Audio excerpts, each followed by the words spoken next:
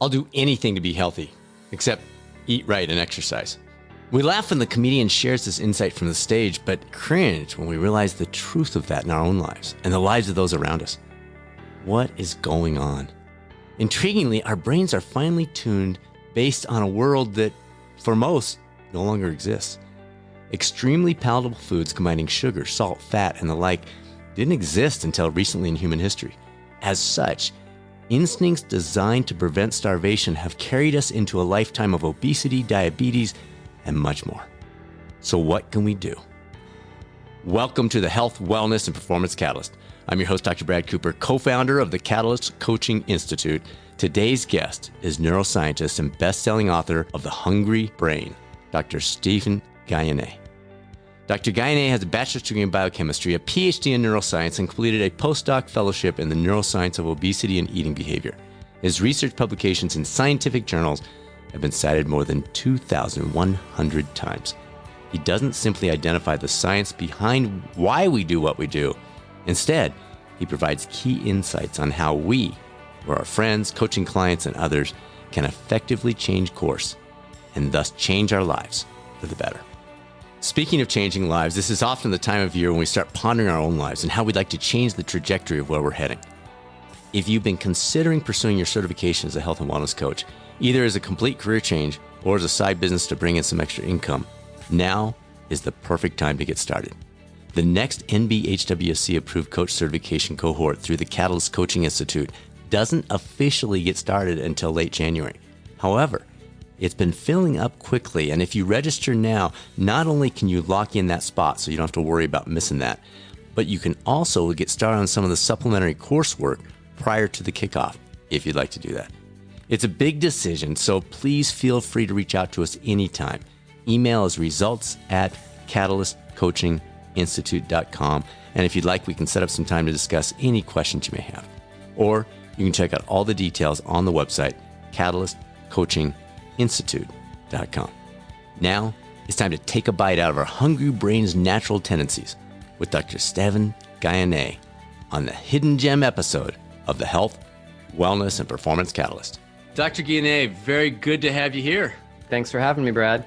The audience knows your background. They know your education, very extensive education. They know about your book. How did you come to study the neuroscience of behavior and obesity? That's a pretty dialed in and incredibly timely topic to have on your radar screen for as long as it has been. Yeah, it was kind of a convergence of different interests for me. So I've been into science since a very young age, and I pretty much always knew that I would do something related to science. And I was particularly interested in neuroscience because the brain is one of the main remaining frontiers in science. It's one of the things that we have yet to learn much about.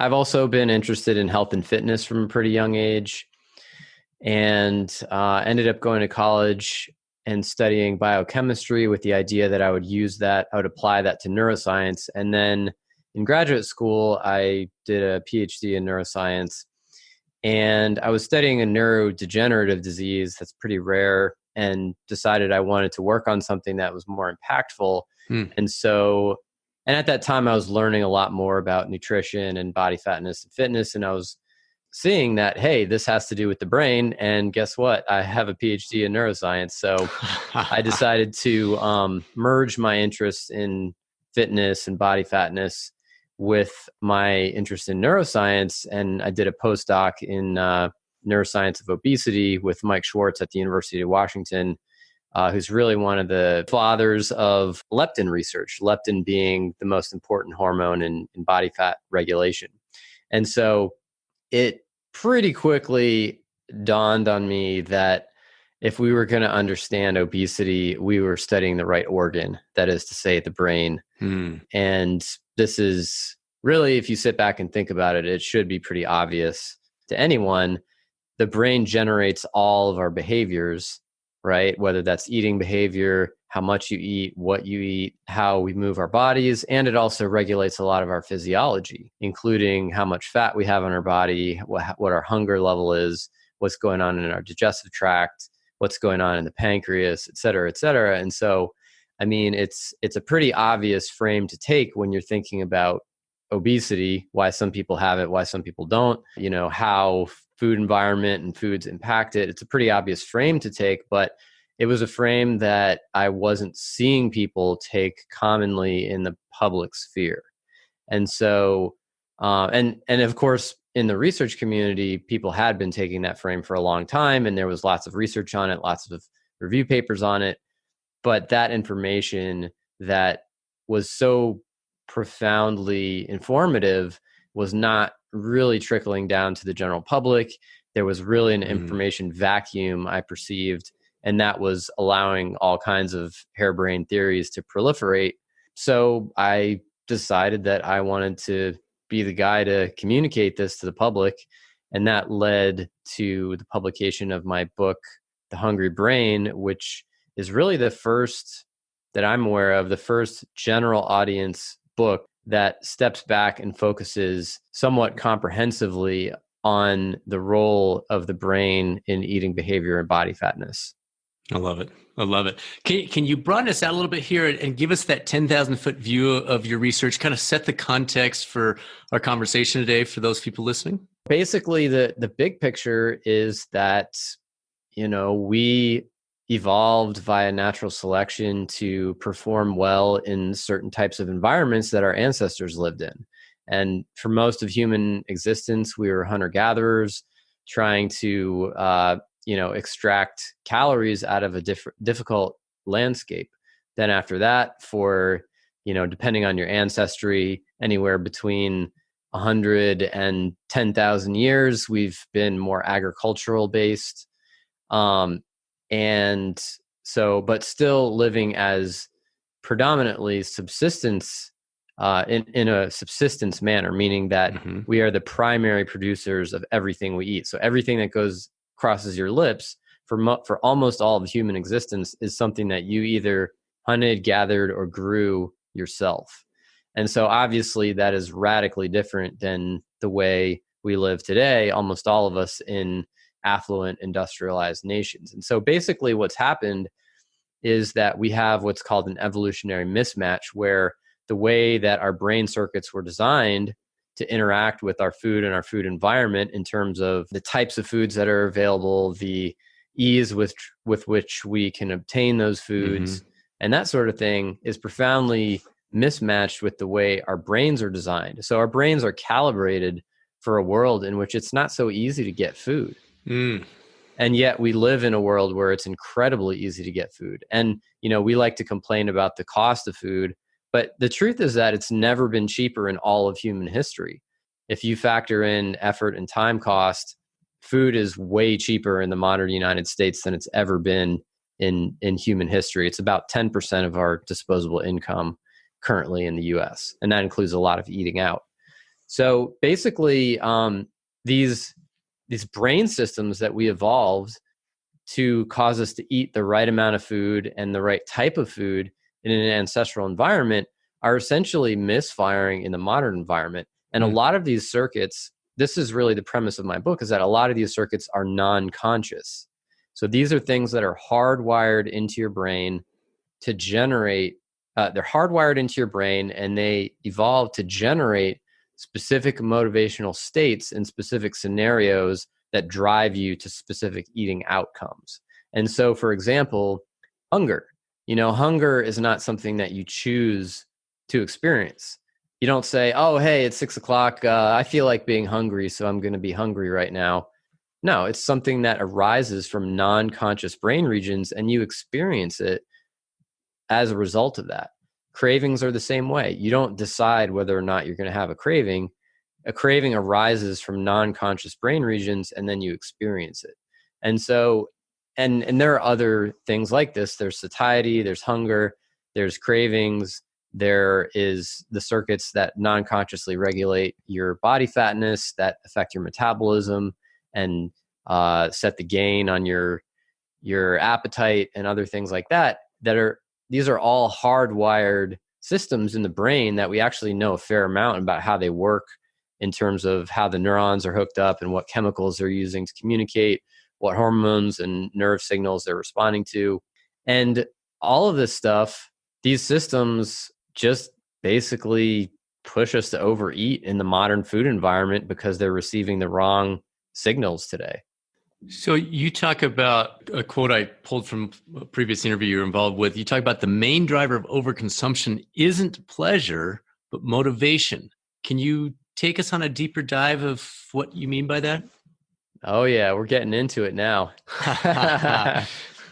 Yeah, absolutely. So we often talk about food palatability or how delicious the food is. That's something a lot of people talk about as a factor that impacts food intake. I talk about that as a factor that impacts food intake. But the truth is that that's kind of a oversimplification of how the process works. So on a neurobiological level, pleasure and motivation are two things that usually travel together, but are not the same thing and do not always travel together.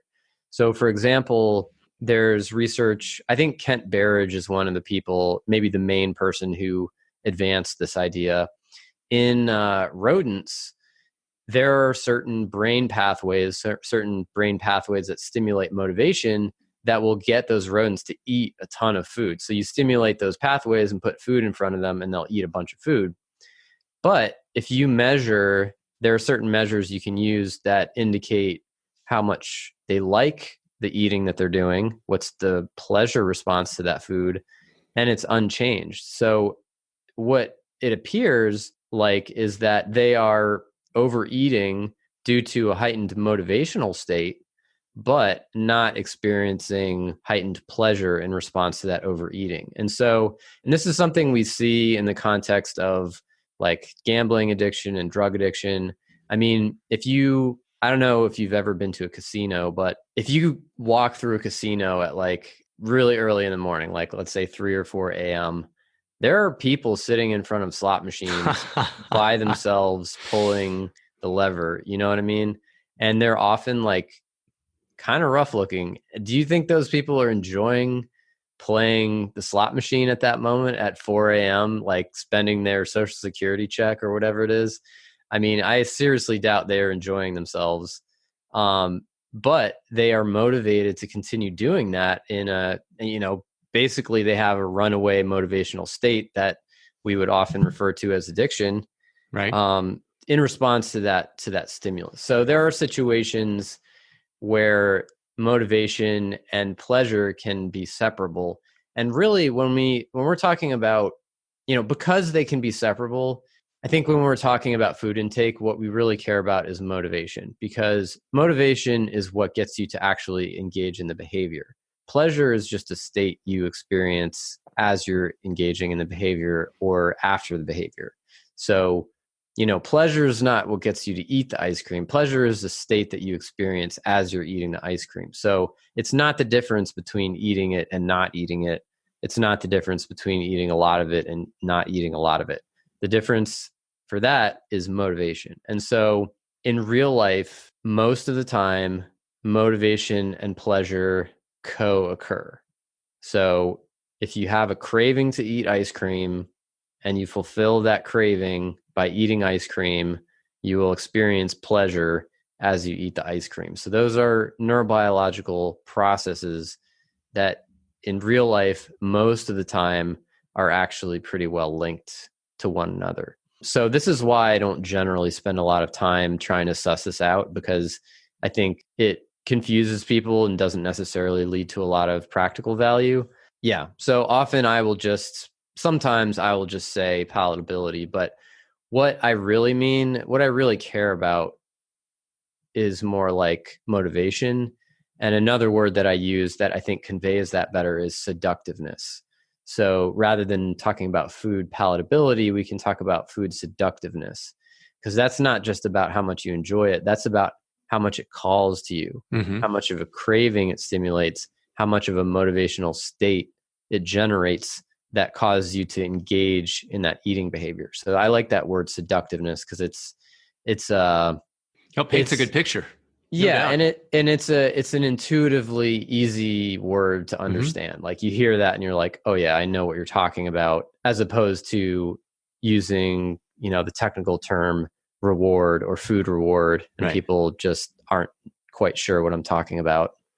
Okay, so on a practical level, you've taken us on a deep dive. Now, if we pop back out to the surface and say, and this means X for those of us trying to control what we're eating, and we'll dig into this a little bit more, but can you give us a few hints along those lines of, okay, so what?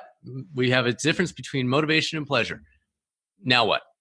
Yeah, so I think the thing to focus on is food seductiveness.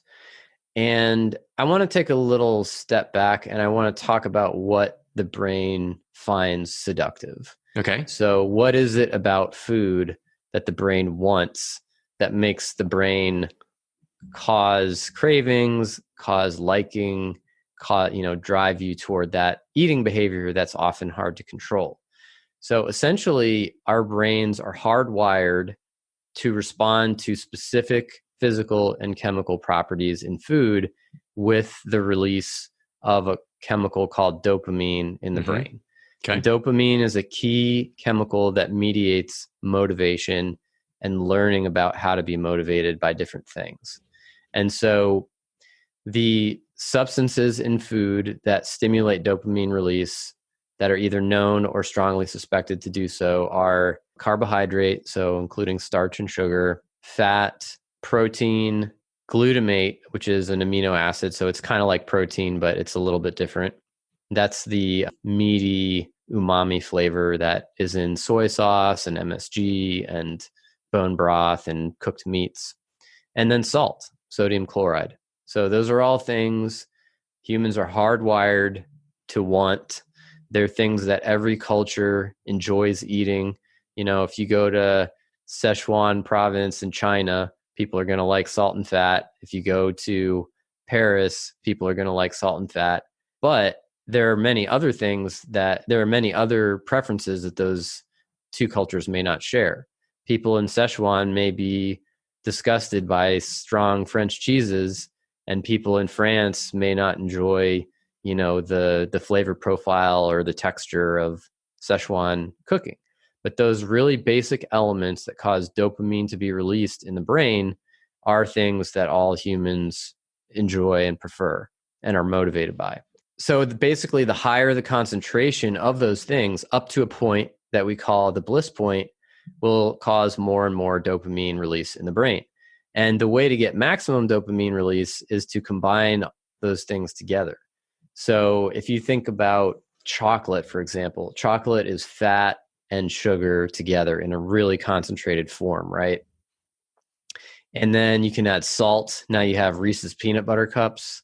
A lot of people really like that.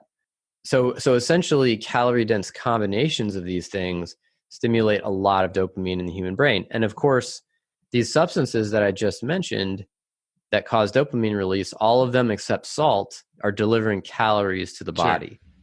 And so basically the brain is calibrated to be motivated to seek calories in food. And that's not surprising because, as Herman Ponzer said, Herman Ponzer is an anthropologist who I interviewed for my book. He said, life is a game of turning energy into kids. So from an evolutionary standpoint, it's all about obtaining energy and then using it to increase your reproductive success. And so basically the brain is very focused on obtaining calories from the environment. That's how our motivation is wired. So how do we overcome that, though? Is it because as you're talking, I'm thinking, and I'm sure everybody has their different preferences, including you, but I'm thinking, well, that's not so appealing to me, but that is. And is it because I have a different motivation that overrules my desire for that thing? Well, humans are very complex, and there are a lot of different things that go into our motivations and our eating behaviors. Sure. However, if you look on an average population level, you can see that people do gravitate toward calorie-dense combinations of these ingredients. So, if you look at the top sources of calories in the US diet, the top 10 is all like pizza and cakes and cookies. I think you tweeted that out the other day. I thought that was a cool list. Yeah. Yeah. So, and it's in my book as well. So and if you look at the foods that people crave the most, it's the same thing. They're all calorie dense combinations of these things. When you look at foods that are lower calorie density and are predominantly just one of those things, like brown rice or salmon with, plain salmon or lentils or things like that, they're not things that people lose control over. They're not things that people have strong cravings for. They don't stimulate as much dopamine in the brain. And so, I don't think there's really a cure. There's nothing that's going to make you stop liking ice cream. I don't think there's anything that's going to make me stop liking ice cream. And that's a problem because ice cream is available and that's everywhere. not going to change either. Right.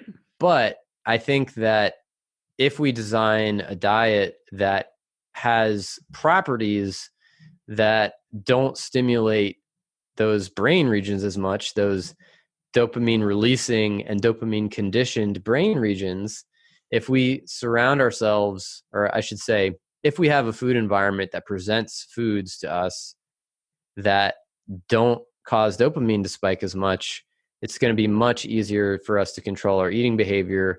We'll end up eating fewer calories without experiencing more hunger, and also controlling your food environment. Because if you have foods around you all the time, that's going to get your dopamine spiking as well.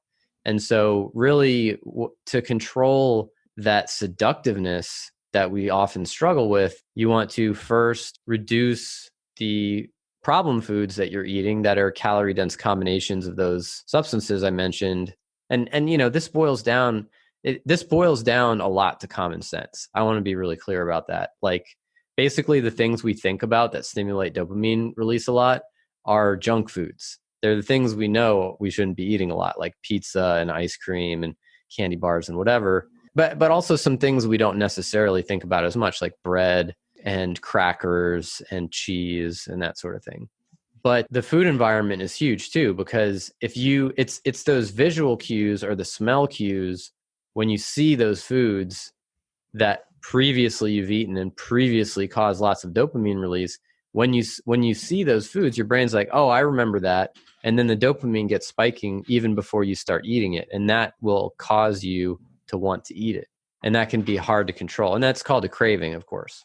So is that the main take-home message for folks and like you said, it's common sense, but is that the main item that we can take away is you've got to be so aware of your situation, and that fits your seductiveness wording, because when you think about your potential for an affair or getting drawn into other things that are unhealthy for you and potentially ruinous for you, you're careful about what situations you put yourself in. You don't walk yourself out to the edge of the bridge and hope you don't fall off.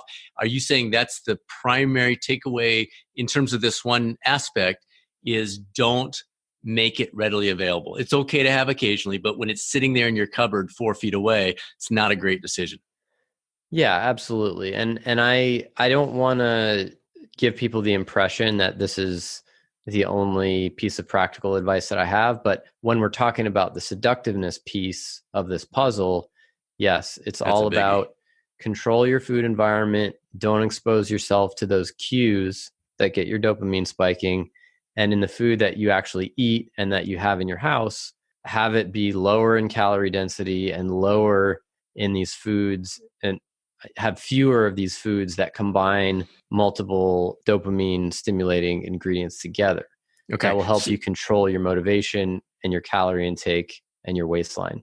Okay. And then you just mentioned something slightly different. You said control the cues. Now that's a slightly different train of thought. Is there something in there that you'd like to develop out a little bit more in terms of, it's not just have them available or don't have them available, but it's be aware of how you cue yourself? Is that TV ads? Is that what yes, is that? Yeah, advertising is part of it. So let me explain a little bit more about how dopamine works to explain how this works. So essentially what happens, let's say you eat pizza, you get lots of dopamine going in your brain because your brain says this has lots of things in it that I like. And what your brain does when it gets that, dopamine tsunami is it remembers all of the sensory cues that you were experiencing as you were eating that pizza. So the taste of the pizza and the smell of the pizza and the appearance, the little round pepperonis and the triangular slices and the greasy box and the place where you ate it and the people you were with and the situation, all of that stuff gets stamped into your brain as a motivational trigger the next time you experience those cues. So the next time you experience those cues, let's say you walk in or you walk past the pizza place, or it's somebody's birthday and you're accustomed at work to having pizza on birthdays, or you smell the smell of the pizza, or you see the box, suddenly your dopamine gets spiking again and you have a craving. You're experiencing that motivational state that then you're going to have to grapple with, and there's a good chance that you will lose that battle. So essentially, it's those cues that get your dopamine spiking and get your cravings going as a result of previous instances of dopamine mediated reinforcement. And so it's just like if you're trying to quit smoking, it's the exact same thing, because smoking gets you addicted by stimulating dopamine systems in your brain. So it's the same thing. If you're trying to quit smoking cigarettes, you don't go to the bar where you used to smoke. You don't walk into the place where you used to buy cigarettes. You don't leave packs hanging around your house. You don't hang out with the same friends for a little while. Those things are all motivational triggers that before you know it, you'll have a cigarette in your hand again. So I'm not saying that food is as bad as cigarettes, but the analogy is there. Sure. And the mechanism in the brain is very similar and it can either derail you or you can exploit it to your own benefit. Either way you want to have it. Let me give you a simpler example. Okay. I just to make sure that everyone's on board with what I'm talking about on a practical level. So the difference would be between having a bag of chips on the counter where you can see it several times a day and not having that bag of chips there. Let's say having it in the closet. So every time you walk by that bag of chips and your eyes land on it, there is a chance that visual cue is going to create a craving in you, a motivational state, and you'll eat some chips. If it's in the closet, you may still eat it sometimes, but you're not going to have that regular visual cue triggering your dopamine and making you more likely to eat it than you otherwise would. And so that's what that's the main thing I'm talking about, is getting rid of the food cues specifically. And those can occur due to our own food environment at home, at work, just because we haven't optimized the foods in our surroundings. Or I should say we haven't optimized the availability of foods in our surroundings. And that can also occur through food advertising. So the average American adult sees about 20 food ads a day on television alone. And so we're being bombarded by food cues. Obviously, they're not spending billions of dollars, tens of billions of dollars a year on advertising. They're not peeing that money away, right? Yeah. I mean, they're doing that because it gets you to buy and consume their food. So that's another way that those cues can lead to consumption of unhealthy foods. Okay. Let's jump into your book. So what were the book is titled The Hungry Brain. It was released in 2017. It got great reviews. What were some of the surprises as you were researching, preparing, writing, putting it all together, talking to different folks? What were some of the surprises that people, if they heard it, would go, wait, what? Or maybe you said that.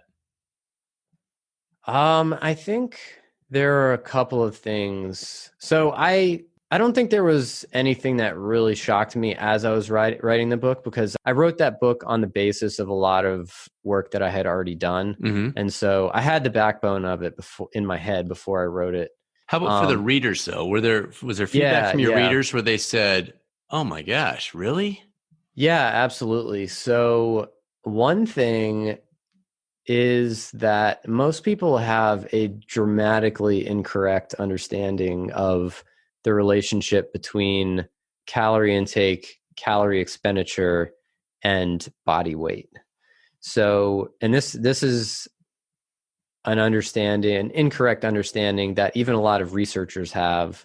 Even some researchers in the obesity sphere will make incorrect statements about how this works. But basically, you hear this all the time. I'm sure you've heard this, that like if you eat one fewer slice of toast every day, you'll lose, I forget what the exact amount is, but a couple pounds of fat a month. And, in a year, you'll be 24 pounds down, and it just keeps going down and down and down. So the implication here is, it's You It's a know, straight line. why? Yeah, it's a straight line. Why would anyone be obese if all you have to do is eat one fewer slice of toast every day? Come on, it's so easy. Well, that's not actually how it works for a couple of different reasons. And the first reason is that as you lose weight, you require fewer calories to maintain your body mass. So basically, you lose weight, you're losing tissue, right? And that tissue is metabolically active. Mm-hmm. And so, you know, that calorie deficit that you establish by eating one fewer pieces of toast a day, it goes away over time as your body gets smaller. Right. And so basically what happens is you get your maximum amount of weight loss right at first, and then that slows down and slows down and slows down until you eventually plateau. And so the rule of thumb is for every 10 calories, roughly speaking, for every 10 calories that you decrease your intake, you will eventually plateau 1 pound lighter. And that's just to give credit where credit is due. That's based on Kevin Hall's research. And this is all evidence-based, empirically validated models. So this is not just, you know, different people saying different things. This is what the actual data say. And so a slice of bread is, let's say, 100 calories. So you would eventually lose 10 pounds over the course of about 3 years if you eliminated one slice of bread. So the idea, you know, idea that you would lose 20 pounds a year or something and keep losing is just so wrong.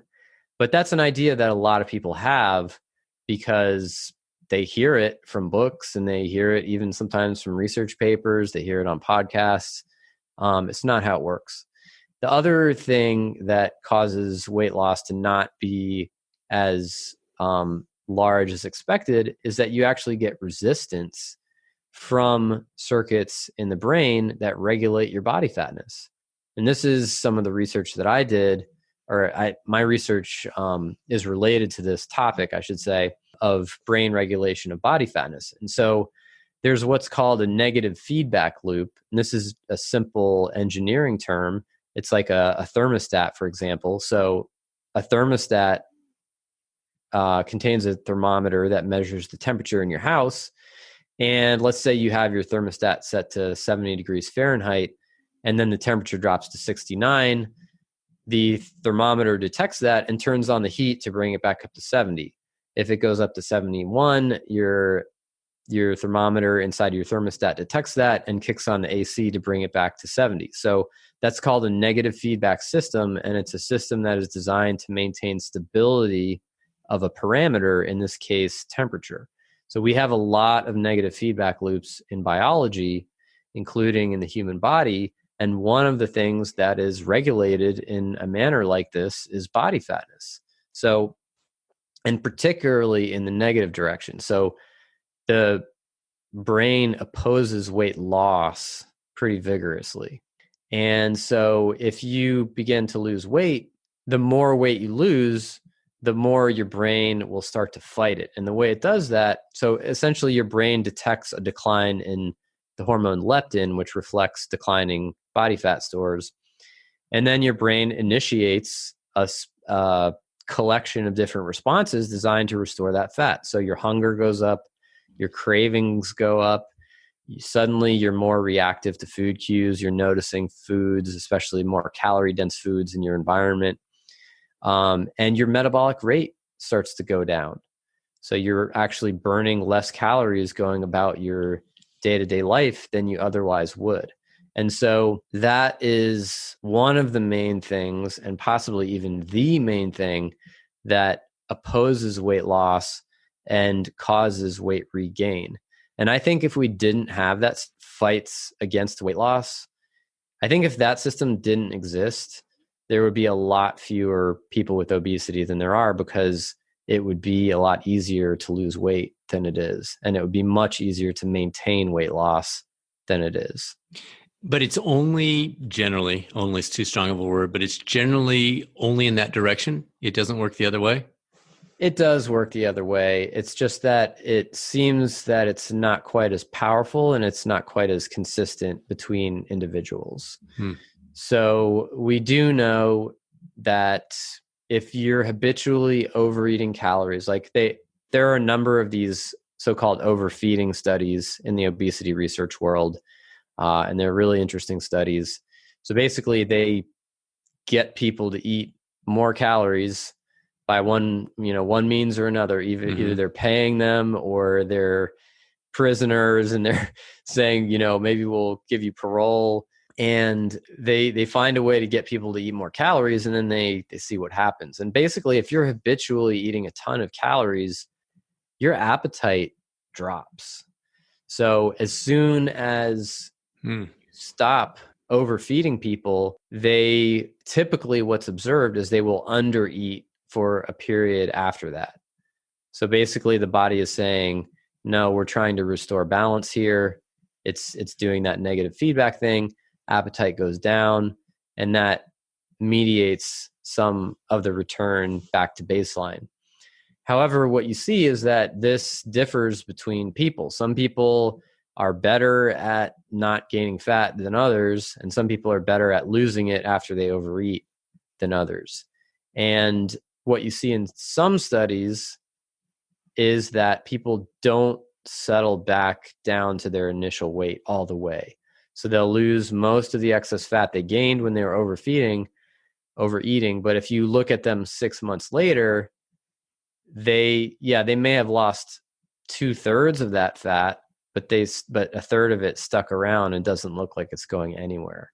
So not only did they not prevent the fat gain that well, but it actually, that overeating, at least in some cases, seems to result in an upward resetting of the level of body fatness that the brain defends against losses. So at that point, maybe when they started, they were 170.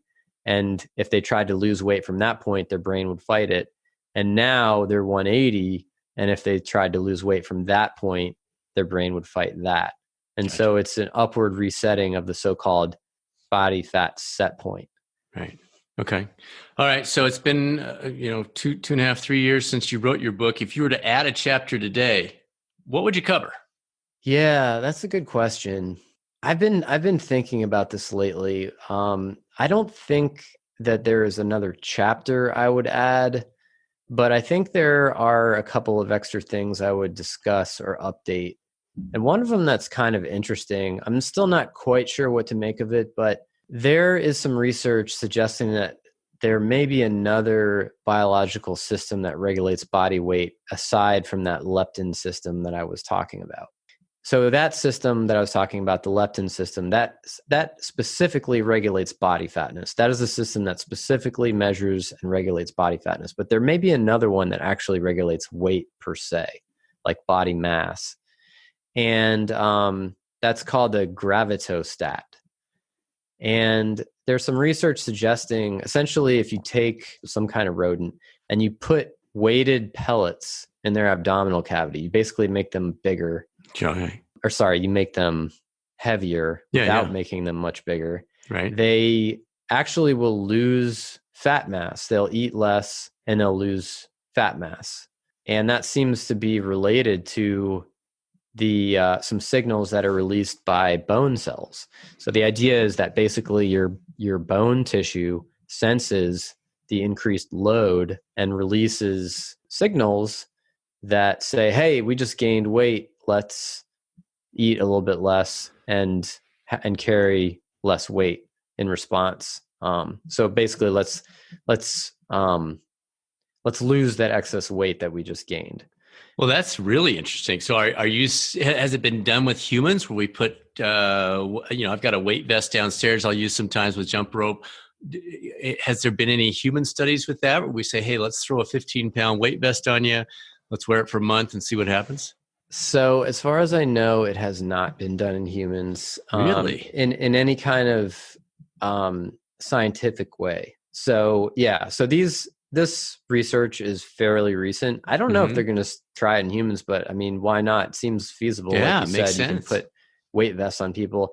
I will say that in James Krieger's newsletter, he did have a case study where he discussed one individual who was a bodybuilder, if I recall, who used a weighted vest successfully to control his appetite and body fatness during a cut.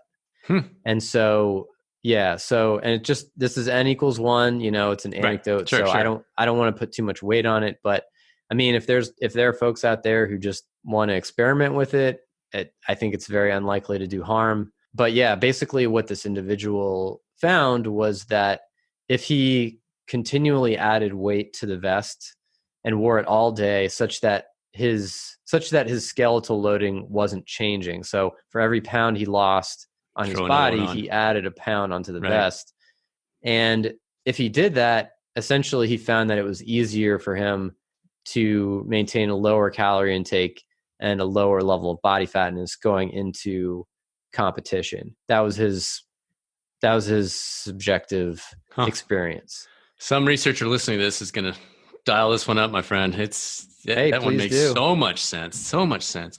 Okay, so what are some of the key elements being missed out there in the behavior change world? That's the world we live in.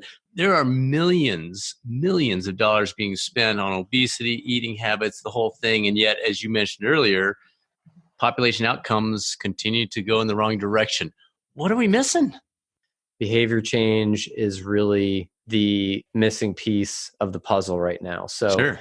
I think that we have enough information right now on what good diets are and how much we should be eating, how much we should be weighing, etc. We have enough information right now to prevent most obesity, almost all diabetes, most cardiovascular disease. But the problem is implementation.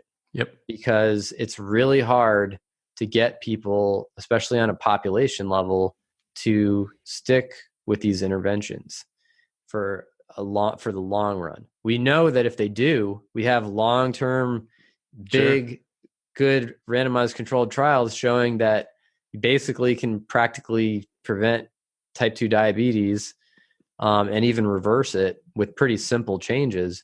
But on a population level, what we need is strategies that help people stick to that. And I think that at this point is where more value is going to come from than squabbling over, incremental gains and understanding which diet is better than which other diet. But, the former question is much harder to answer than the latter. So there's a lot of more research on the latter.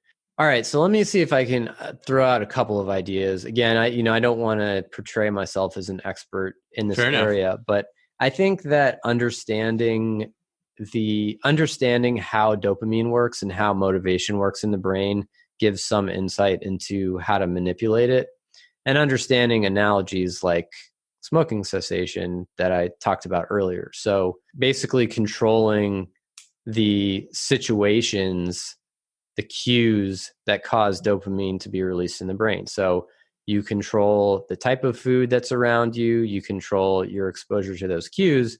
And then a third element that I didn't mention is you create small effort barriers to consumption of foods, particularly between meals. So, if you walk into the kitchen, you don't want to have anything that you can just grab and throw into your mouth. However, you could have some nuts in shell or unsalted peanuts in shell. You could have oranges in their peels. So if you're hungry, if you actually really need energy, you can peel an orange and you can eat that orange and, be full. But you're not going to do that unless you're genuinely hungry, unless you really genuinely want that. So that's really, for me, 3 key things. Don't have the food be too seductive. Don't present constant food cues to yourself, and create small effort barriers to eating, particularly between meals. I like it. I think that suggestion about the nuts they have not been shelled, they still have the shells on them, is a great tip. It just adds that extra step. All right. So if you're trying to help somebody that you cared about, you're like you said, behavior change is not your thing. It's not your area of expertise. But if you had a close friend, you cared a lot about them, they were already intrinsically motivated. So this is not you telling someone what to do. This is not you coming alongside and saying, buddy, you really ought to.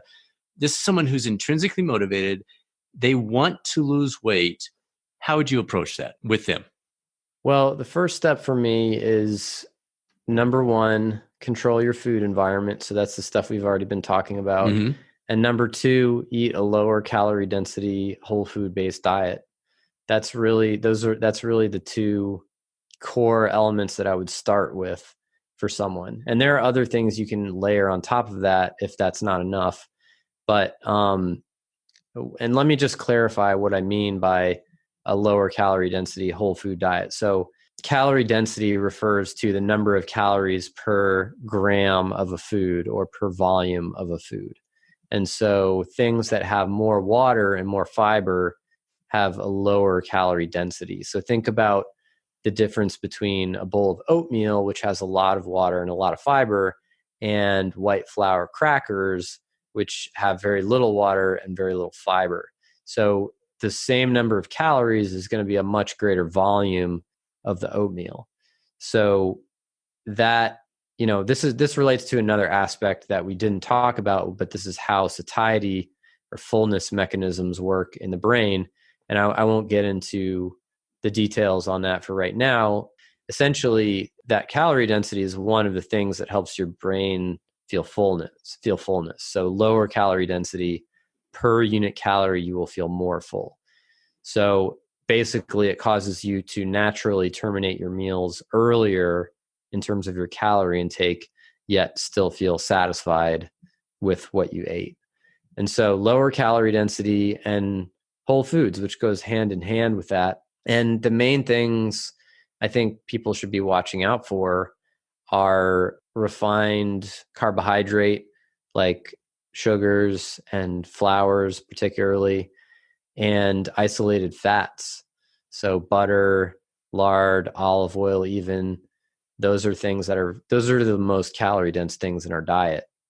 I'm not anti carbohydrate, I'm not anti fat, but I think if you're on a whole food based diet, it's better to get your fat from things like avocados and nuts and meat and dairy. Better to get your carbohydrate from things like whole fresh fruits and potatoes and whole grains like oatmeal. And if you do that instead of getting, your fats and carbohydrates from donuts and pizza and, even sometimes other things that people kind of think are healthy, like chocolate, I think you're going to be better off from a weight management perspective. And so that would be where I would start with anyone. And then if people need additional layers on top of that, I might add other things like macronutrient restriction, restricting either carbohydrate or fat. And another thing that I generally recommend that people start with is a higher protein diet. So that would also be part of the starting package. Okay. Very good. Very good. Any final words of wisdom? I appreciate your time, but anything that I haven't teed up with the right question that you'd like to throw out there to the audience? I think physical activity is another factor. There's been a lot written lately about how physical activity doesn't cause weight loss or doesn't cause major weight loss. But I think a lot of those studies are based on pretty wimpy protocols and people not adhering very well to those protocols. Right. And it is nevertheless true that if you create a 500 calorie per day calorie deficit with exercise, people don't lose as much weight as you would predict based on a simple model where they never compensate by eating more. But that's not how real life works, of course. People do eat more. I should say, on average, people do eat more when they exercise. But generally, that doesn't totally wipe out the gains for most people. So for most people, there will be a loss of fat.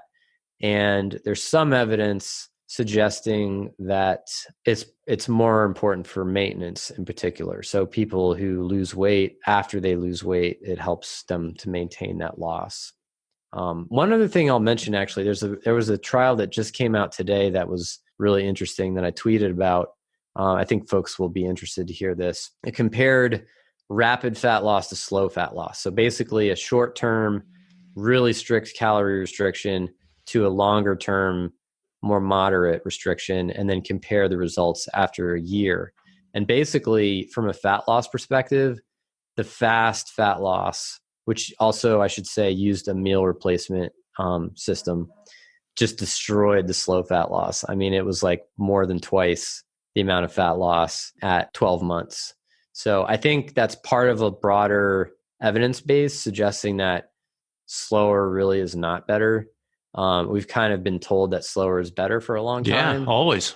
And I'm not aware that that was ever based on any kind of evidence. I think it was always based on kind of this vague feeling that it was dangerous to have too much of a calorie deficit. But if you look at the evidence, I don't see what danger there is. Like, it's not like people are dying. It's not like people are having heart attacks. They're getting healthier and they're losing weight and they're maintaining it better. So to me, I think that's kind of certainly counter to the popular narrative around weight loss. Interesting. Yeah, I have not heard that. I'll definitely have to look at that study that you mentioned then. Really appreciate you spending the time with us. Thanks for joining us today. Okay, my pleasure. Thanks for having me. Folks, that's one of the leading researchers in the world in this area. So great to have him on. For those who would like to keep track of his latest findings and recommendations, you can find him on Twitter at WHSource, or feel free to connect with me. I'm at Catalyst, 2 Thrive, and I do my best to retweet highlights from many of our guests, other scientists around the world, on a very consistent basis. Thank you for tuning into the #1 podcast for health and wellness coaching. Your support and sharing various episodes with friends and peers, it's now put us in the top 1.5% of all podcasts. We are so grateful. Thank you. As always, please reach out to us. Results at catalystcoachinginstitute.com anytime if you have any questions about anything coaching related. If you're a coach, I have a little secret to share. You've heard of the coaching event of the year, the Rocky Mountain Coaching Retreat and Symposium, which takes place in glorious Estes Park, Colorado each September, right as the aspen leaves are starting to change. Well, most people don't know this, but if you register before midnight on December 31st, you are going to save a bundle. I know it's way in advance, but you're going to save a bundle on an event you know you're going to be signing up for eventually anyway. And there's a 6-month no interest option available that allows you to push back the payment while still getting the super early registration discount. So don't tell anyone, but if you want to take advantage of that, now's the time. It's also time to be a catalyst. This is Dr. Brad Cooper signing off. Make it a great rest of your week, and I'll speak with you soon on the next episode of the Health, Wellness, and Performance Catalyst, or maybe over on the YouTube coaching channel.